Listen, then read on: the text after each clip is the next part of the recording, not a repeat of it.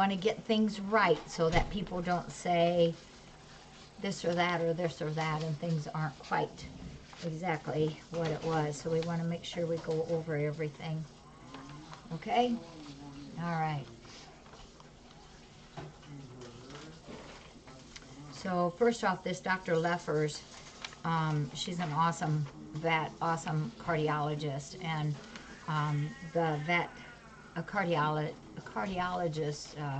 technician also was super, super good. This is in Fort Wayne at the Vet Emergency Special Hospitals. They're called the NIVES, N-I-V-E-S, for Northeast Indiana Veterinary Emergency Specialty Hospital. And boy, they're the emergency one that all the areas people go to when their vet clinics are closed. So poor little Farrah, she did not like this. She cried all the way up, but she was much better on the way back. So they did the an echogram, and it shows that Farrah, you know what we had said, that she had the cardiomyopathy.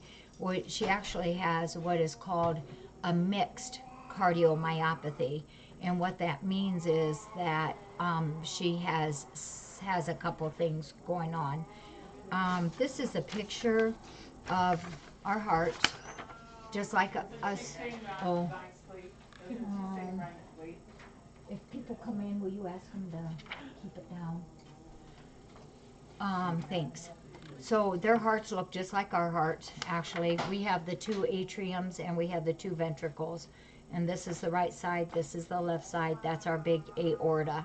So there's 4 chambers of interest. Her right ventricle is good.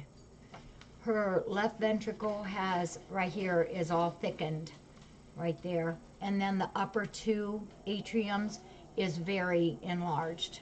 So these are very compromised. This one is mildly compromised. So the initial report, which is not the detailed report, is that she has mixed cardiomyopathy. She has mild thickening of that lower left ventricle. And she has severe enlargement of both the upper chambers, the 2 atriums. And this does predispose her to congestive heart failure, arrhythmias, and or recurrent blood clot formations. She does have fluid around her heart and around her lungs, and that is what puts her in the congestive heart failure bracket. The good thing is that she's about 95% back from before her little crisis. And the big important thing is that both of the pulses in her legs are good. So that's good. She appears to be recovering from her blood clot, but is at risk for a recurrent episode. So, to be very honest with you, this doctor was pretty surprised that she made such a recovery as what she did. I'm happy to say, though, that the medicines that we started her on right away were good. The only thing that is that she had suggested that when we have another episode, or if we have another episode, she thinks we will have another episode. Sorry about that. She's getting a little grooming and she's just talking. Is that the normal Plavix dose for a cardiomyopathy cat is 75 milligram. That's only a quarter of this little bitty pill. But when there's a crisis, we will give her a whole pill to get things started, to start dissolving the clots. So that's one thing that we will do different. And everything else we did, she said, was spot on. The main thing is to control the pain, because that's what sends them into a higher gear. And then she did ask me why we gave the Lasix, and I said, well, about 45 minutes into her crisis, that she started gurgling, and when I listened to her lungs, that she was pretty rattly. She said that was the correct thing to do, and that's because of the congestive heart failure. So you can throw a clot and have cardiomyopathy without congestive heart failure. But she has significant congestive heart failure.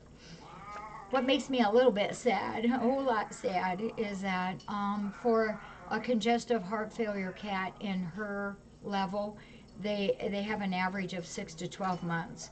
And if she even didn't have the congestive heart failure, an average for her, what she went through, for her to throw another clot is probably 6 to 9 months.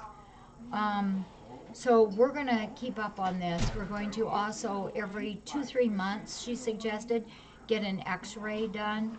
And then that way we can keep track of the size of her heart enlarging. And as it enlarges, we can also increase the amount of her Lasix to try to keep as much fluid away from the lungs and the heart as what we can.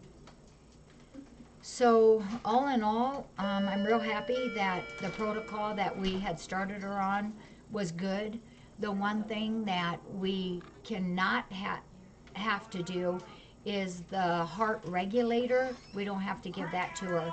She said that after seeing the echogram, that it shows that her heart is functioning at a good clip, or at a good level, that it's doing as best that it can with the congestive heart failure, and the heart regulator won't affect it any, so we can take her off of that. There is one other med that we're going to add, but I have to order that yet.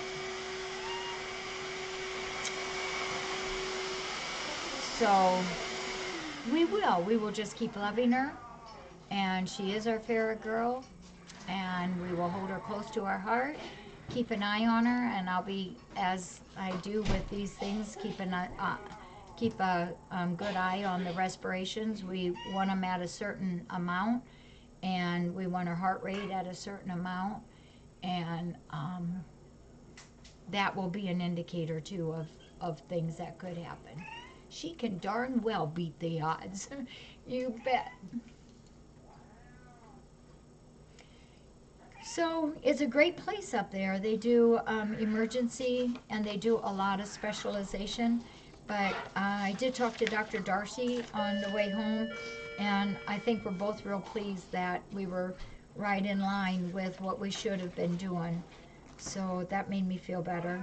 Oh, feel good. Just a reinstatement of that we had it right.